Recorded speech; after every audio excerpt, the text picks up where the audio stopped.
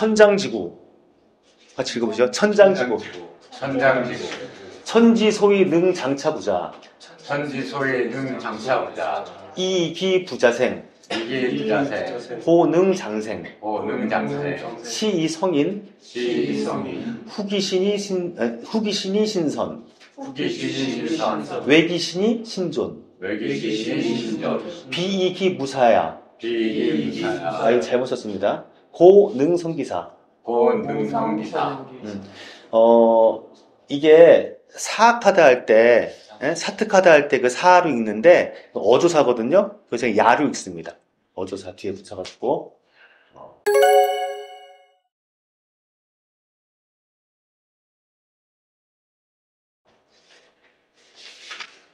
자, 천장지구. 이거, 뭐, 들어보지 않았어요? 맞습니다. 네? 한때, 주윤발의 영웅본색이 엄청나게 인기를 끈 다음에, 홍콩 느와르 영화의 전성시대가 있었죠. 그때 나온 그때 유명한 사람들이 유덕화, 장구경, 또 이런, 주윤발 이런 사람들이 있었죠. 혹시 아는 사람 있어요? 제가 얘기한 사람 중에서? 모를 수 있겠네. 한때 거의 전 세계를 휩쓴 적이 있었죠. 그 홍콩 느와르 영화가. 그때 제목 중에 하나가 천장지구입니다. 대단하죠. 야, 이 고전에서 이 제목을 따온 겁니다. 천장지구. 그러니까 천장지구라고 하면은 하늘은 길고 땅은 오래됐다. 이게 아주 역설적이에요. 그 동양에는 삼재 사상이라고 있거든요.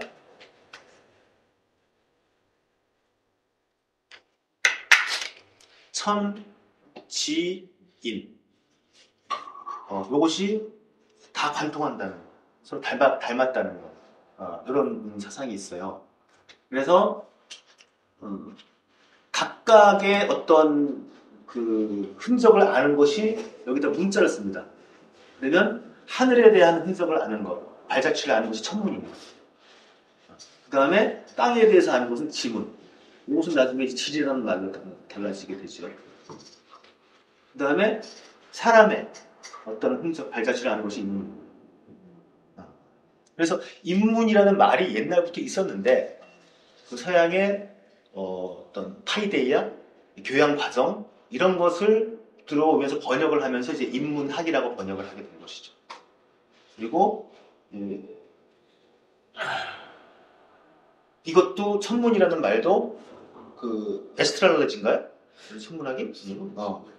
그 별에 대한 그런 관찰에 의한으로서 이 천문학이라는 말로 번역이 됐는데 사실은 천문은 원래 여기에요. 시간에 대한 겁니다.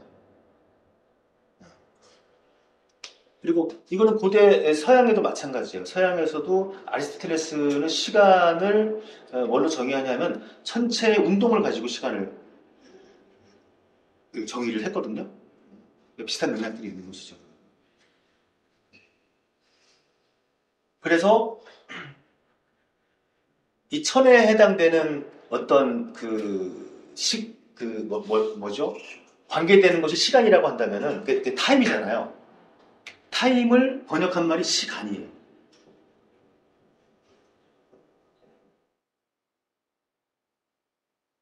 그러면 이 지구상에 존재하는 것들은 어떤 공간에서 있죠. 스페이스. 스페이스를 번역한 게 공간입니다. 그리고 우리 사회에 소속되어 있는 각각을 우리는 인간이라고 봅니다. 저는 여러 가지 중에서 이 시간, 공간, 인간이라는 번역어는 아주 탁월한 번역이라고 생각을 해요. 그러니까 타임과 스페이스와 휴머는 어원상으로 거의 이게 연관이 없어요. 개별적인 것이죠. 그런데 그것을 고대로부터의 동양의 삼재에 의해서 시공인, 그래서 그것이 각각의 관계 속에서 이루어진다는 것을 이 번역어에서 우리는 알 수가 있죠. 근데 여기서 역설적인 것은 뭐냐면 장이라는 것은 공간적인 큼이에요. 그죠? 구라는 것은 시간적인 오래됨입니다. 근데 그것을 하늘에다가, 시간과 관계 있는 하늘에다가 공간적인 장을 썼고요.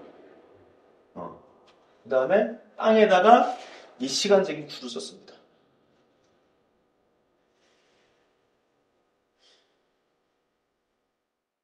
왠지는 모르겠어요.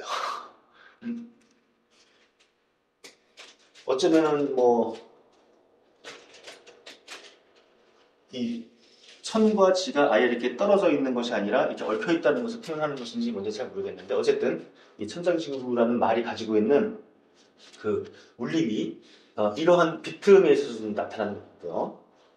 자, 어쨌든 지간에 천지는 크고 오래돼 끊임없이 이어진다는 그런 의미가 되는 것이죠. 그런데 이 천지가 소위 크고 그 다음에 계속 지속된다는 것. 이 구라는 뜻은 오래 구자인데 뭐라 그럴까? 이 노자에서는 계속적으로 상당히 긍정적인 성향으로 쓰여집니다. 짧게, 굵고 짧게 이게 아니고, 노자는 굵고 짧게보다는 얇고 길게. 이게 좋은 거예요. 아까 그 곡신에 대해서도 얘기하면서 면면약점. 계속적으로 이어지는 거. 이것이 이제 구에 해당하는 이미지입니다. 그래서 천지는 당연히 크고 오래되죠. 천지가 언제부터 있었죠? 모릅니다. 앞으로 언제까지 갈까요?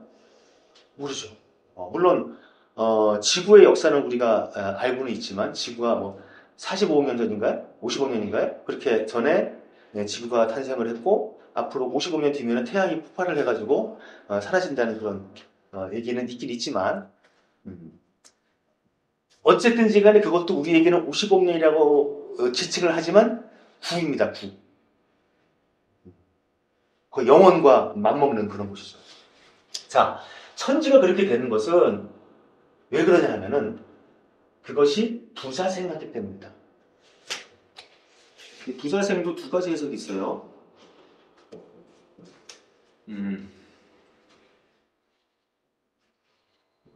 스스로가, 그러니까 생이라는 말이 여러 가지 뜻이 있는데 하나는 나타난 뜻도 있어요. 생산하다 할 때. 그런데 우리 이 책을 쓰신 최진석 선생님도 지적한 것처럼 나타나는 말에는 이 산이라는 말을 주로 씁니다. 그래서 보통 여기서 생을 얘기할 때는 살다, 생활하다, 살아간다 이런 의미로서 쓰는 것이 더 맞아요. 그러면 부자생을 내가 스스로가 낳은 것이, 내가 스스로가 살아가는 것이 아니라고 본다. 내 힘으로. 이렇게 볼 수가 있고요. 그 다음에 이 자는 대명사거든요. 보통의 대명사가 도치가 됩니다. 그래서 불생자. 대명사가 목적으로 쓰일 때는 동사와 목적어가 도치되는 경우가 되게 많아요.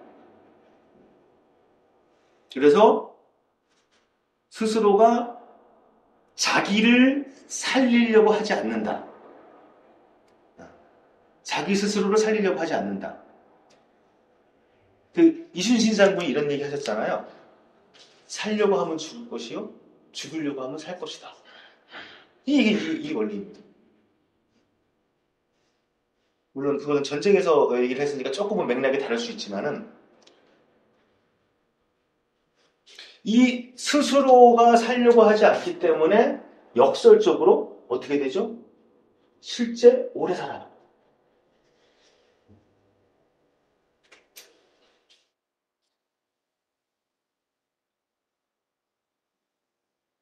이것이 천지의 부분입니다.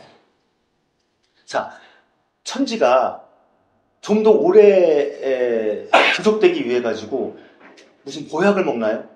아니면은 좀 더 건강해지기 위해 가지고 무슨 특별한 비법을 가지고 운동을 하나요? 그렇지 않잖아요. 천지는 실제 어떻게 하죠? 이 존재하는 모든 것을 살립니다. 부자생, 자기 스스로가 살고자 하는 것이 아니고 봄, 여름, 가을이 지속되는 것이 만물을 살리잖아요. 스스로가 사는 것이 아니라. 하지만 그럼으로 인해서 봄, 여름, 가을, 겨울은 끊임없이 계속적으로 이어집니다. 이런 자연의 모습을 얘기하는 것이죠. 그럼 똑같이 이러한 자연의 모습을 본받아서 시, 이, 성인, 이것은 항상 반복되는 노자의 구도예요. 자연의 모습을 먼저 쫙 얘기를 하고, 그렇기 때문에 이 백성들을 다스리는 너희들은, 왕은, 성인은, 군주는 이걸 본받아서 이렇게 해야 된다 라는 의미가 되는 것이죠. 그래서 성인은 어떻게 하느냐, 후기신, 자기 몸을 뒤로 빼요. 뺀다는 게 도망간다는 뜻이 아니고 남을 먼저 챙긴다는 얘기죠. 내 몸을 먼저 하는 것이 아니라. 그런데 결과적으로 어떻게 돼요? 내 몸이 먼저 앞서가요. 역설적으로. 스스로를 살려고 하지 않으니까 더 오래 사는 것처럼, 오래 지속되는 것처럼, 자기를 뒤로 하니까 공교롭게도 먼저 가게 되는 것이죠. 그리고 외기신, 외라는 것은 도외시하다는 뜻이거든요. 바깥으로 소홀하게 한다는 그런 것이에요. 자기 몸을 도외시함으로 인해 가지고 결국은 그 몸이 보존돼요. 그러니까 나를 먼저 챙기지 않는데 결과적으로 나 스스로가 챙겨지는 것.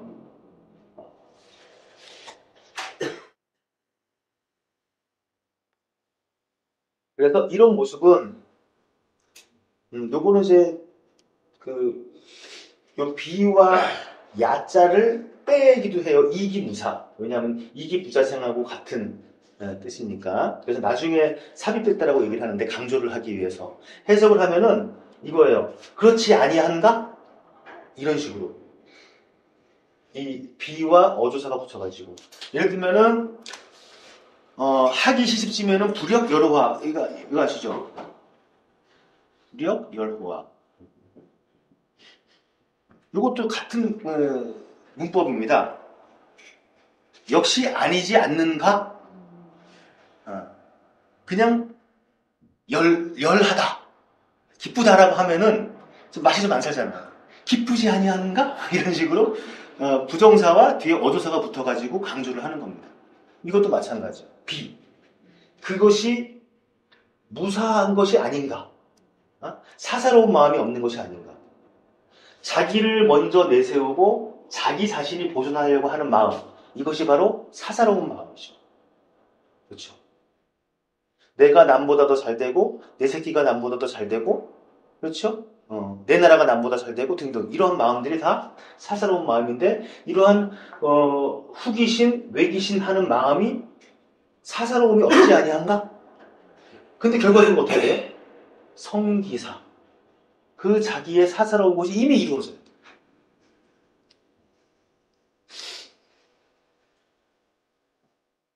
그러니까 이거는 논리적으로 설명을 할 수가 없는 겁니다.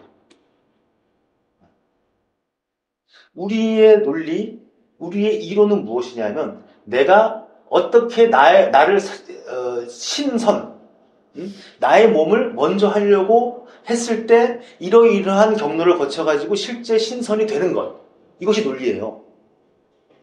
그렇죠? 근데 이것은 논리가 아니에요. 자유는 논리적으로 이루어지지 않습니다. 내가 무언가를 의도해서 노력을 해가지고 어떤 결과물을 내는 것, 이것이 논리이고 설명이잖아요. 근데 이것은 뭐예요? 반대되는 노력을 했는데 그 성과가 드러나요. 근데 그것은 우리 인간의 언어로서는 설명할 수 없지만 어디서 할 수 있죠? 자연에서 할 수 있는 거예요. 자연이 그러니까. 이런 의미인 것이죠. 그래서 아까 6장하고 좀 같이 좀 맥락에서 읽어보면은 후기신, 외기신, 무사, 이러한 행위들이 여성적인 어떤 여성적인 성향이죠. 자기를 드러내지 않고 하지만 묵묵히 타인을 도와주고 이런 얘기하면 참 조심스러운데 왜냐하면은 이러한 이데올로기를 심어져가지고 여성이 그런 사람을 강요한다고 이렇게 할까봐 그런데 저는 꼭 남자 여자뿐만이 아니고 남자에게도 여성성이 더 강화돼야 된다고 저는 생각을 해요. 그러니까 동양에서 볼 때는 우리가 2장에서 물론 1장부터 다 연결되는 내용인데 무와 유는 뭐예요? 같죠. 동출이 이명이에요. 이름만 다른 건 같다고 분명히 나와 있고 그 다음에 유무상생. 그건 뭐예요? 유와 무는 겹쳐 있는 겁니다. 절대적인 무, 절대적인 유만 있는 건 없어요. 절대적인 유만 있으면은요, 이거는 뭐라 그럴까? 죽음입니다. 절대적인 존재. 죽음하고 똑같아요. 근데 어느 정도 유가 있으면서도 그 안에 비어있음이 있어야 되고, 비어있음 안에도 무언가가 있어야 되는 것이 겹쳐져 있는 거거든요. 그러면은, 저는 지금 우리가 지칭을 할 때 있어서는 남자라고 지칭이 됩니다. 그렇죠? 그리고 어떤 분이 여자라고 지칭이 됩니다. 그러면 남자에게는 온전히 남성만 있는가? 여자에게는 온전히 여성만 있는가? 그건 아니란 얘기죠. 이렇게 보면 돼요. 지난주에인가 동지였잖아요. 그러면은 큰 1년의 큰 시점을 보면은 그 하지가 있고 그 다음에 동지가 있고 그 다음에 여기 앞에 춘분이 있고 추분이 있죠. 그러면은 하지는 양의 기운이 가장 성할 때입니다. 동지는 음의 기운이 가장 성할 때. 그러면은 하지 중에서도 이론적으로 따지면 낮 12시가 가장 양이 성하겠죠. 동지에서는 밤 12시가 되겠죠. 자, 그러면 하지의 낮 12시는 음은 하나도 존재하지 않고 양만이 있는 것일까? 그렇지 않아요. 그러한 순간은 존재하지 않습니다. 우리 머릿속에 있을지 모르겠지. 그러면 이 일련의 과정들은 뭐냐면 이렇게 춘분과 추분은 기본적으로 음양이 거의 비슷한 기운을 가지고 있을 때이죠. 비교를 하면. 자, 그러면 만약에 서양의 어떤 계량적인 시각으로 바라보면은 춘분과 추분은 같습니다. 왜요? 같은 음양을 가지고 있기 때문에. 하지만 춘분과 추분이 같나요? 다르죠. 왜? 어떤 변화를 가지고 있느냐라는 거예요. 그렇습니다. 이거를 우리 사람에게도 적용을 해보죠. 일생 동안에 아마 저는 여성성보다는 남성성이 좀 더 강한 성향을, 많은 성향을 가지고 살아갈 거예요. 그런데 언제 가장 강할까요? 아마 10대 후반, 20대 초반이 가장 강할 겁니다. 남성성이. 근데 점점 이 나이를 먹고 이렇게 하다 보면 어떻게 될까요? 이거는 의학에서도 얘기를 하잖아요. 남성 호르몬이 뭐 작아지고 뭐 어쩌고 저쩌고 이렇게 얘기를 하잖아요. 비슷해진단 말이에요. 이미 내 안에 여성은 있습니다. 그런데 노자가 아까도 저렇게 얘기하고 이렇게 계속적으로 여성성을 강조하는 이유는 무엇이냐면 이 시대가 어떤 시대죠? 전국 시대입니다. 정말 끔찍한 시대예요. 끔찍한 시대. 춘추 시대의 전쟁 상과는 비교도 안 될 대규모 전쟁 모든 백성을 동원해가지고 몇 달씩 이제 농성전 같은 거를 하면은 다 죽여야 되니까 그 안에서 이런 기사나 이런 것들이 되게 많거든요. 뭐 밖에서 포위하고 있는 상태에서 안에서 곡식이 떨어지니까 어떻게 해요? 사람을 잡아먹어요. 근데 차마 내 자식은 잡아먹지 못하니까 서로 자식을 바꿔서 잡아먹습니다. 이런 기록이 있어요. 이건 제가 말로 표현하면서도 되게 끔찍한 일인 것이죠. 그것이 무엇인가요? 바로 남성성이 가장 극하게 발현된 상태입니다. 전쟁하고 싸우고 다투고 하는 부분들. 하지만 뭐 나중에 문장을 읽으면서 좀 비교해가지고 그때 당시에 일들도 한번 좀 얘기를 해볼 텐데 그 안에서 차차히 살펴보면은 노자가 얘기했던 이런 여성적인 성향들을 보여줬던 정치인들이 있습니다. 여성적인 성향을 보여줬던 참모들이 있습니다. 그러한 경우에는 그 나라도 살고 그 백성도 삽니다. 근데 가장 남성적인 성향을 보였던 군주나 그러한 정치인들의 의도대로 됐을 때 백성들의 삶은 엄청나게 괴로워지는 것이죠. 그런 부분에서 이런 여성성을 좀 얘기를 하고 있는 것이죠. 그리고 계속 반복되는 얘기인데 끝까지 한도가 될 거예요, 이 얘기는. 자, 앞에 보면은 이런 얘기가 나왔죠. 위, 무위 하면 어떻게 돼요?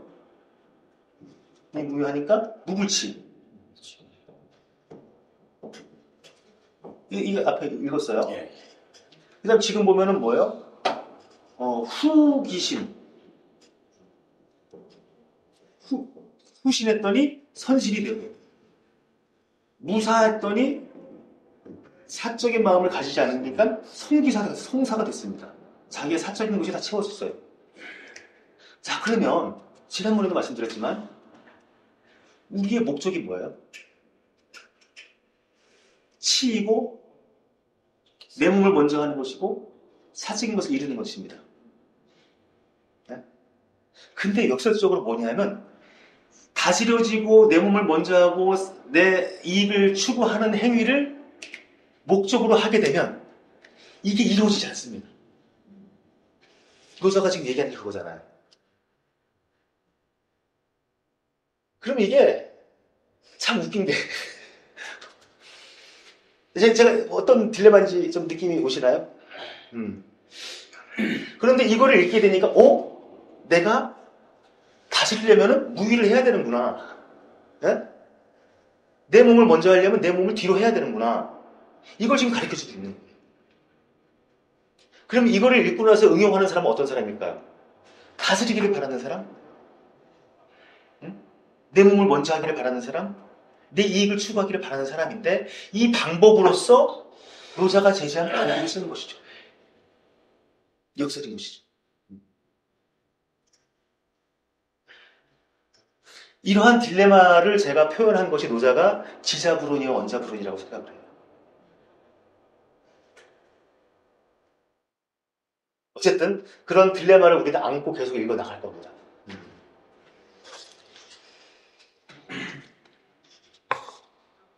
그리고 또 하나의 딜레마. 자, 자기의 사적 이익을 추구하는 마음, 이것은 인간의 본성인가요, 아닌가요? 본성이죠. 내 몸을 먼저 하려고 선진하려고 하는 것은 본성인가요, 본성이 아닌가요? 본성이죠. 자, 그러면 노사의 전체적인 맥락에 대해서 많은 사람들이 해석하는 건 뭐냐면 자연을 본받으라고 그랬거든요. 자연은 다른 말로 하면 뭐예요? 본성 아닌가요? 성향이죠. 그러면 인간이 남을 질투하고, 그렇죠? 남보다 내가 더 이익을 보려고 하고, 이런 마음들, 노자가 이렇게 비판했던 이런 마음들도 인간의 본성이라고 한다면은 그 본성대로 사는 것은 자연스럽지 않은 건가요? 자연스럽죠. 그러면은 만약에 제가 지금 이런 식으로 궤변을 계속 한다 그러면 노자 얘기는 결국은 부자연스러운 삶을 살라고 얘기하는 거 아닌가요? 그렇죠. 딜레마입니다. 왜 제가 이런 말씀을 드리냐면은 노자가 자연을 닮아라라고 얘기한 부분들이 있어가지고 너무 뭐라 그럴까 문자 그대로 내지는 이렇게 해석하는 건 위험할 수 있다는 거죠. 자, 보세요. 우린 지금 옷을 입고 있습니다. 이거 자연스러운 거예요? 이런 옷 입는 게? 예전에 헬레니즘 시대에 디오게네스라는 사람이 있었어요. 알렉산더 대왕과 일하러 되게 유명한 사람이죠. 보통 이렇게 견유학파라고 얘기를 하거든요. 그럼 그 사람들은 뭐냐면 정말 말 그대로 자연으로 살아야 돼요. 예? 예를 들면은 그 디오게네스와 같은 견유학파 중에 부부가 있는데 남들이 보는 앞에서 성행위를 합니다. 왜? 개들이 그러잖아요. 동물들이 그러잖아요. 근데 왜 인간만 그걸 숨겨야 돼? 왜 옷을 입고 다니죠? 이게 자연스러운 건가요? 그러니까 자연스러움에 극단에 가게 되면은 그런 주장까지 나올 수 있다는 얘기예요. 하여튼 지금 오늘 이거를 다 해결할 수는 없는 문제고 앞으로 계속적으로 고민을 할 화두로서 이게 던져 드리는 걸로 넘어가겠습니다.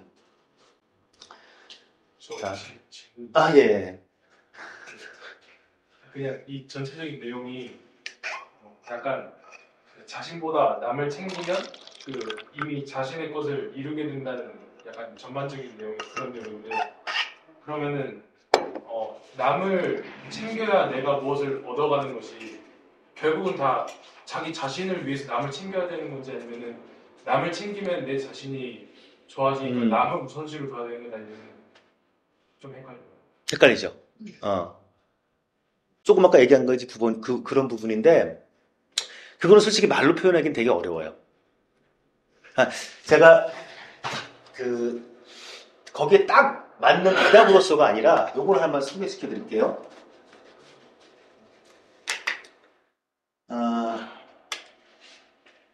논어에 보면 이런 얘기가 나와요.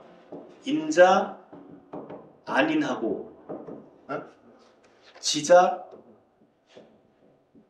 리인한다.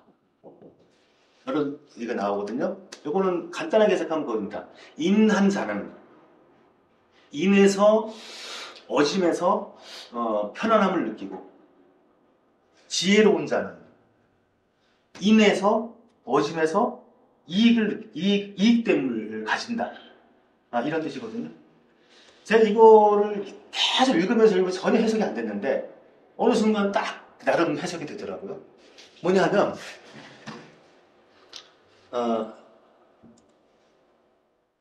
이 지자 리인이 요거를 나타낸다고 보시면 돼요.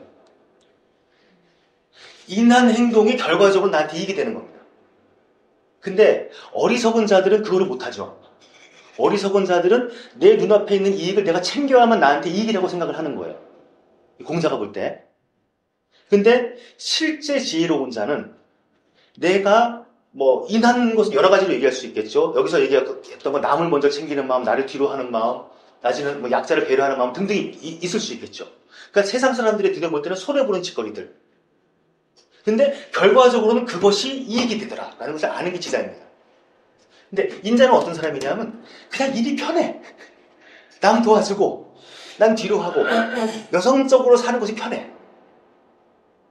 그 뒤에 이익되고 이익되지 않으면 신경 안 쓰는 겁니다. 결과적으로는 이익이 될 수도 있겠죠. 이렇게 저는 요 인자 아닌 지자 리인을 좀 해석을 해봤거든요. 그렇다면은 저는 이래요. 최소한 지자는 되자. 인자는 보통 어려운 게 아닙니다. 왜? 많은 제후들이 공자한테 물어봤어요. 그때 유명한 제자들 중에 자로, 염류, 자공, 되게 많습니다. 자로가 인합니까? 그 새끼가 군대는 잘 다루는데 인한지는 모르겠다. 자공이 인합니까? 걔가 외교술은 잘하는데 인한지 모르겠다 하면서 인에 대해서만큼은 누굴 인하다고 평하는 것이 없었어요. 오직 한 사람, 안회. 일찍 죽은 안회. 많이 그렇다고 얘기를 하거든요. 그러니까 엄청 어려운 겁니다. 근데 문제는 최소한 어리석은 자는 되지 말아야 된다는 얘기죠.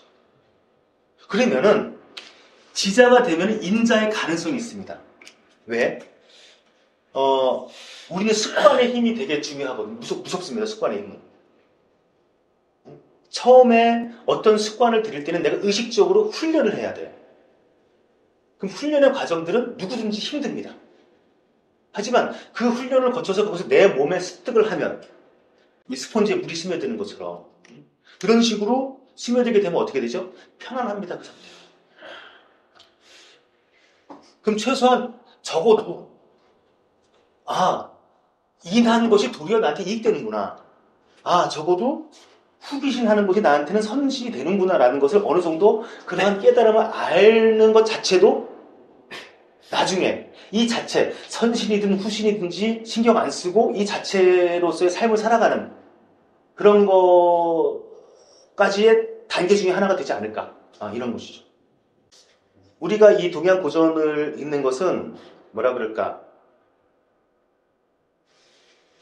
그러니까 제가 볼 때는 우리는 지금 서양의 사고, 그러니까 오랫동안의 서양이 축적되어 있는 것들이 있어가지고 말단의 것들만 형식적으로 받아들이고 있어. 우리는. 그렇기 때문에 그 서양에 있어서도 엄청나게 축적되어 있는 그러한 여러 가지의 사고의 성과물, 생각 이런 것들보다는 그런 논리, 논쟁 뭐 이런 것들에 좀 익숙해져 있죠. 완전히 익숙하지도 않으면서. 근데 그거를 제껴내고 그거와는 서양과 좀 다른 형태의 이러한 이야기 이를 좀 이렇게 받아들이는 연습을 좀 해보려고 하는 거예요. 그래서 이런 것을 아까 지금 얘기했던 것처럼 어떤 사람의 이론, 어떤 사람의 생각, 어떤 사람의 사고로서 풀이해서 해석하는 것보다는 그냥 모르면은 머릿속으로 설명이 안 되면 설명이 안 되는 대로 그냥 쑥 받아들이는 것도 하나 연습이 돼요. 연륜이 필요한 것 같아, 이거는. 모르면 모르는데. 내가 또 하나 논어에 나와 있는 구절을 한번 소개시켜드리면은 그 자장이라는 사람이 있어요. 잠깐만, 내가 자장 맞나? 하여튼 제가 이제 공자한테 이렇게 물어봅니다. 어떻게 하면은 녹을 받아먹을 수 있습니까? 그러니까 어떻게 하면은 내가 출사할 수 있습니까? 라는 물어보는 거예요. 어떻게 하면 사법고시 붙을 수 있습니까? 어떻게 하면 공무원이 되고 이런 거 물어보는 거예요. 그러면은 뭐라고 대답을 해줘야 될까요? 노량진에 어떤 선생님을 찾아가거라 내지는 이런 교재를 보거라 얘기할 텐데 공자가 뭐라고 그랬냐면 다문거리 많이 듣고 의심되는 부분들은 일단 괄호를 쳐라, 비워놔라 라는 얘기를 해요. 그 다음에 다견걸태 많이 보지만 경험을 하면서 하지만 뭔가 위태로운 부분이 있으면 괄호를 쳐놔라. 괄호가 공부하는데 상당히 중요합니다. 지금 현재 내가 모든 것을 다 이해하고 설명이 돼야 된다고 생각하지 마세요. 절대 불가능합니다. 오늘의 명언 같아. 그건 비워놔야 돼요.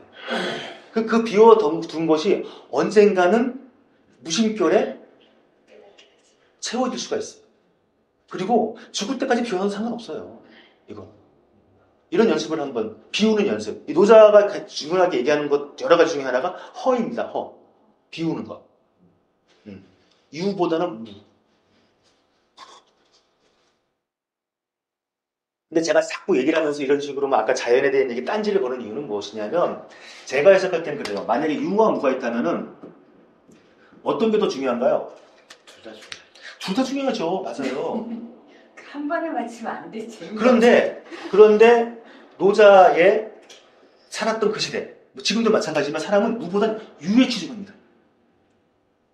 그러니까 노자가 무를 강조하는 거예요. 근데 자칫 잘못하면은 노자에게 빠져들어 보면 유는 쓸모없네? 무가 최고야. 이러면 안 된다는 얘기예요. 이러한 식의 해석을 제가 좀 이게 여기저기서 주워 듣는데 이거는 좀 위험합니다. 둘 다 중요한 겁니다. 유의 세계, 무의 세계. 우리가 그렇게 살고 있거든요. 자, 지금 얘기됐던 것들은 앞으로도 계속 반복될 얘기들이니까 이제 그 다음 부분으로 한번 넘어갈게요.